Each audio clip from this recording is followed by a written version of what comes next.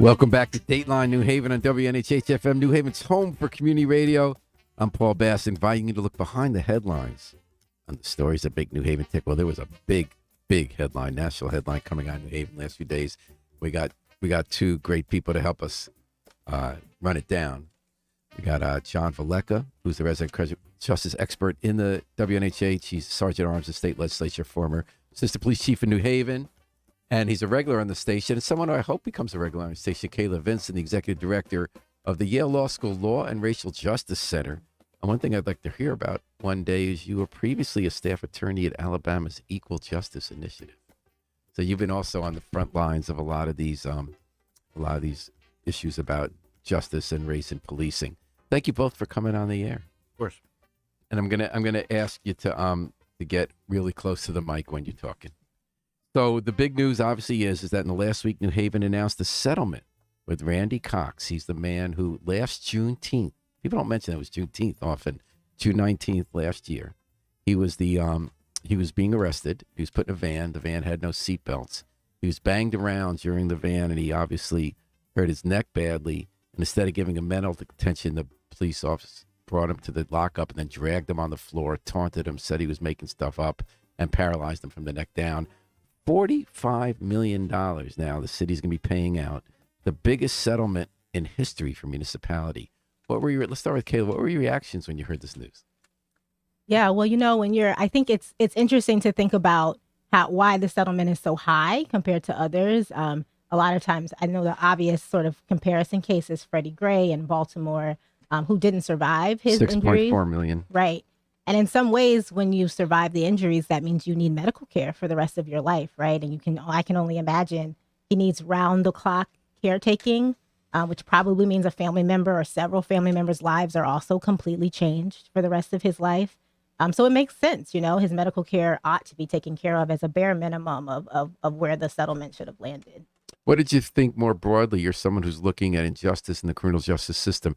Did you say justice? Well, it's hard, right? Because justice means he has a spine that's functioning. It's kind of hard to think about what it looks like to give Randy Cox and his family justice. It certainly looks like more than just money, right? I think this is maybe one of the things we'll get into, but it's been interesting to read like the internal affairs investigations and what the officers involved have been saying. And at bare minimum, you would think an apology would be required for there to be justice for Randy Cox. And instead, you have officers saying, if I was in that situation again with the same set of information, I'd do the exact same thing I already did. I think we have a long way to go to think about what justice looks like in its fullness, beyond just money. And the city has fired two of those officers. I think they're going to fire the other two. They changed their policies. They immediately obviously put seatbelts in the van, but they also dealt with training and how things are working lockup. Should the city have done anything beyond what it's done? I think it's helpful to try not to just tinker when things happen. So, for example, Freddie Gray lost his life in 2015, and yet New Haven was still using vans without seatbelts until this happened to Randy Cox. And so I think waiting until something's happened and figuring out how to very narrowly make sure what happened to Randy Cox never happens to someone else is a little bit too narrow of a stance. I think even if Randy Cox hadn't been so seriously injured or injured at all, what happened, being dragged by police officers is never appropriate, right? So how do we create a place where we're not treating our neighbors as if there's something less than human? Because that's what happened to Randy. And we have every reason to believe that that's sort of standard procedure at the detention center, and that there are other people who aren't losing their access to their spine, but they are being dragged across the floor. And so if we were really going to do everything we needed to do, we'd have to be thinking about all of that too. John Vallecca, what did you think when you heard the news? Well, obviously, it grabbed my attention. It was almost double the most expensive. George Floyd was $27 million, almost double that here. So begs the question, why? And you look at it from the administrative and the executive command and policing. These are business decisions, okay? But what we don't think of sometimes. First, to scroll back, justice for Randy. There's not going to be justice for Randy Cox. Justice for Randy Cox is he doesn't become paralyzed. That's justice. He gets arrested. He has his day in court, and he's treated humanely along that way, and he's either found guilty or innocent. That's justice, right? Justice is not throwing money at it. And I really wasn't a proponent of what the mayor said. We're trying to make a statement here. Well, what's the statement you're trying to make? that we could fix everything with money. You know, like the parent who neglects their children and buys them nice things. That's not how it goes. As Kayla began to speak, there's a culture that exists, and we talk about that every single time I come in here. That there is a culture that exists within policing that is not addressed. Right? We address policies, we lawsuits, and we do everything that we can to skirt the issue of the culture that needs. Well, we actually have a change, mayor who right? promoted a Proud Boys culture and then got dragged into not letting those people in charge anymore. Have you seen an improvement in that culture since that police chief left and some of her people left? I think that the police chief we have now is doing a great job. And I think he can do a great job. I also will tell you from experience, it's not all on the police chief. All right. The police chief can have the best intentions in the But world. who sets the culture? He sets the culture with what he's allowed to set, with what they are allowed to set. And you have to understand, you can have the best mission and vision in place, and it can never materialize. But how do you, I think what we try to do, unfortunately, is we try to gain compliance through discipline and punitive action. And the only thing that's going to really work is if we try and gain willful compliance, make officers understand what they're doing, why they're doing it is wrong. Because like as Kayla just said, you have officers still saying, well, I would have done the same thing. That's obviously a misunderstanding. That's somebody who is not educated as to why what happened to Randy is wrong and why they shouldn't do that. You know what I mean? So it's a bigger issue. And we look at it and we address the baseline issues because they're easy to address. Sure, change the policy. Sure, give money, right? Because the harder thing to do is to gain willful compliance by your officers, and it's a matter of education. It's not training. It's not training where you put somebody in a classroom for, X amount of hours a week and you roll out implicit bias training. We still haven't addressed explicit bias. Let's forget about implicit bias right now. Let's just talk about the rudimentary stuff, right? We don't spend enough time with our officers, with dialogue and things like that, and understanding how they think. Look at how we, and I don't want to get off on a tangent, but look at how we hire. We don't select people, we deselect people. We get a bunch of people and we run them through a process and we find reasons why we can't hire them, right? And then we pull from a pool of what's left over, right? What's the alternative? The alternative is start to do things like I said before, start to bring humanity back, just human logic. What do we want? We want people from this city, okay? Do we know in urban areas, black and brown kids are exposed to criminal activity at an early age, and do they sometimes get hung up in it? Yeah. So let's not immediately scrub them from Rebecca the list. Sweeney Goddard's listening live saying better educated, better trained officers and Right. better hiring practices. Thank you for listening, Rebecca. What do you think when you hear that, Kayla? Yeah, I mean, I guess I think about how do we think about our community safety, perhaps in a way that's broader than that, right? So Randy ends up in police custody because he's carrying a gun and he has records, so he's not allowed to have a gun. I don't know Randy Cox personally, but I imagine he's carrying that gun because it gives him a sense of safety, right? And so he goes to this probably Juneteenth barbecue he has his gun in order to feel safe. And it turns out that actually the danger he faces that day is from the cops, the people who are paid to keep us safe, right? Like that's what we're told. And so how do we create communities where people feel safe without carrying guns? Because then we don't have any of this situation happening. So I think sometimes our conversations about safety are a little bit too narrowly focused on the way things work now. And we do need to do things to address that. But I think we also need to imagine other ways of having community safety that might, require less contact with police for civilians. And we're talking to Kayla Vincent or John Vallecca about the $45 million settlement the city has reached with Randy Cox. So let me read you are either of you familiar with the quote from the police union this week? I read it, but they were not happy that the police chief and the board of police commissioners decided to fire the officers. They said, quote, with determination, Chief Jacobs' administration, officers woke up today to discover the cop haters are still not satisfied. The department is now directionless. They're not going to bring you back with words like we got your back. The union is urging all members to proceed with the utmost caution in this post-police accountability reality where they may be deemed reckless just for doing their job and held to a higher medical training standard than the EMTs who conducted a medical examination. We will uphold our oath, but we will not do so by unnecessarily jeopardizing our careers or personal safety. This chief and his administration are not here for the members. I have lost faith in the chief's decision-making. How do you feel when you hear that? They say we're going to do technically what we have to do, but we're not going to go out there and do what we think we need you to do to keep you safe because we're having our hands tied by having officers fired for doing nothing wrong. What do you Yeah. think when you hear that? I mean, in some ways, I think we should take the union at their word, right? If they are telling us that in order to do their jobs, people need to end up paralyzed, and we should ask ourselves, okay, well, is that who we want to rely on for community safety? You know, like if it's what I'm hearing the union say is that they don't think the officers should have been fired because they did their job, and if that's what they think their job is, then we really failed collectively to create, you know, any form of community safety that actually keeps us safe and free from harm. John Valeka, you've had now. I was telling the police chief that there is sort of ChatGPT union statement anytime an officer's, even though it's an attack of the chief, I actually think you've had many statements like that written about you, John. Right. What did you think when you heard that statement I just read? Well, that's what you just said. As we say, with bromide, right? That's something that the union rolls out every time we're behind the officers, and what they did was wrong. But I got to be honest with you, I'm not sure if there's a police officer who can watch that video and admit to himself that something's very wrong with that, right? Those are fireable offenses. I'm sorry, and if my brothers and sisters in the union don't believe that, but the truth is the truth, and the reality is the reality. These are not days where we have to rely on somebody's perception of what happened anymore, right? We have a video there. That was We've a all game seen changer. the video. And also the way that, and Chicago didn't do this. Do you remember in that case with Romano? They didn't release the video. They released the video right away here. We were not fighting about what happened. We fought about whether it was okay.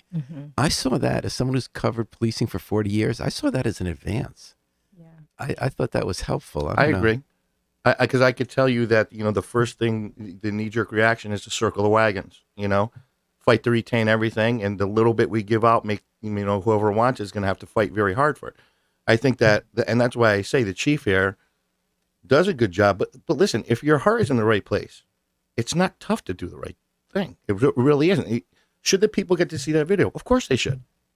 But when I hear the statement, it's always an irony for those of us, just being upfront about point of view. I care a lot about unions, and I really care a lot about union rights, the NLRB, and police union. People who tend to be more left leaning and support unions tend to oppose police unions and sees them as the people who have been in the blocking any kind of accountability for police misconduct. Yeah. And that's a kind of a tough position to be in, because I do think police officers need a union. Are there any thoughts about when you hear a union statement like this? What do you think of someone who also might be for worker rights? Yeah. Yeah, I mean, I think as John was saying, it's kind of like not a surprising statement. They always come out behind their person and their membership, and in some ways that's what they understand their job to be.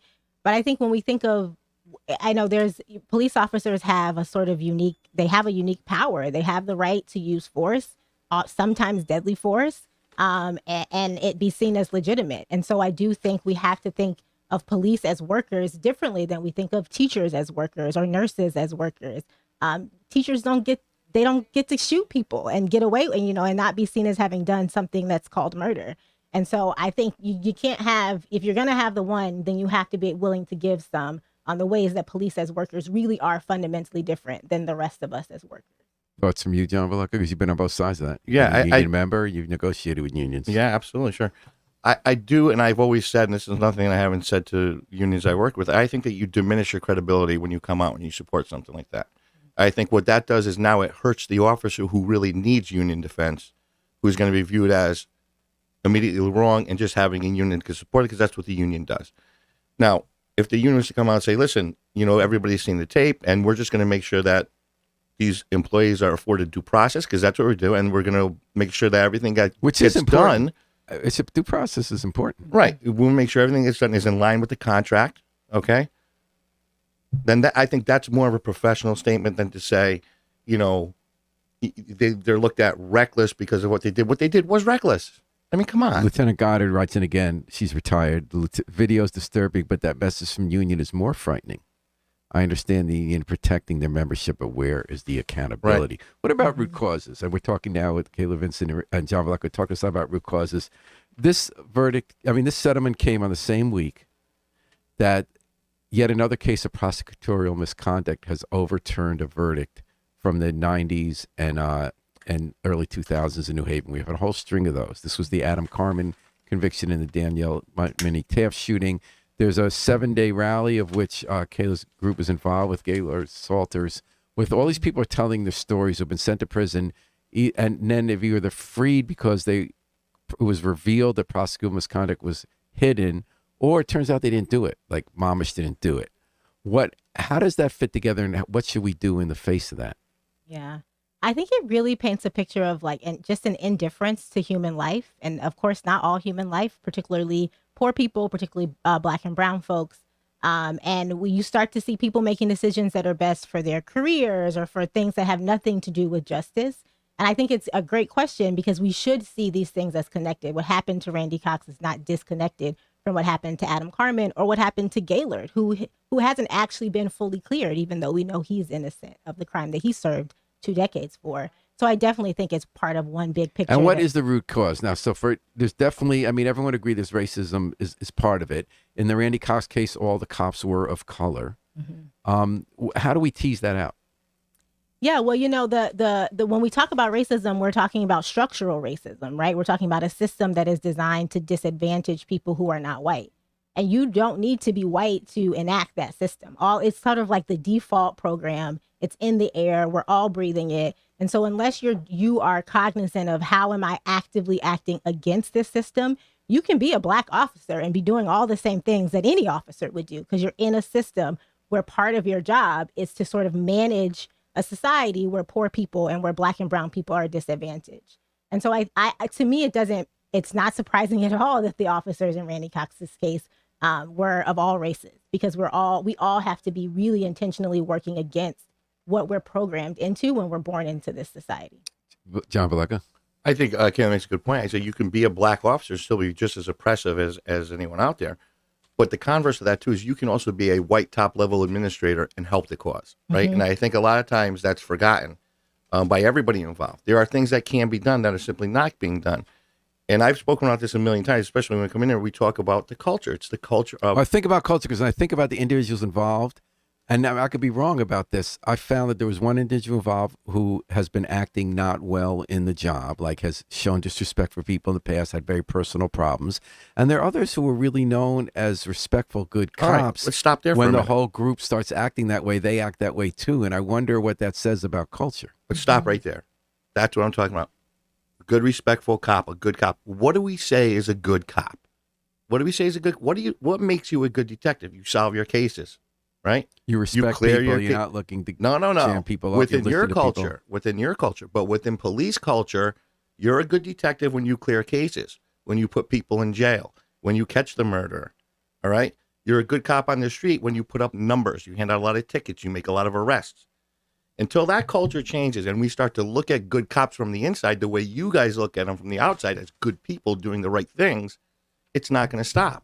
Mm-hmm. Do you understand? Because the detective that wants to be promoted is going to put somebody in jail.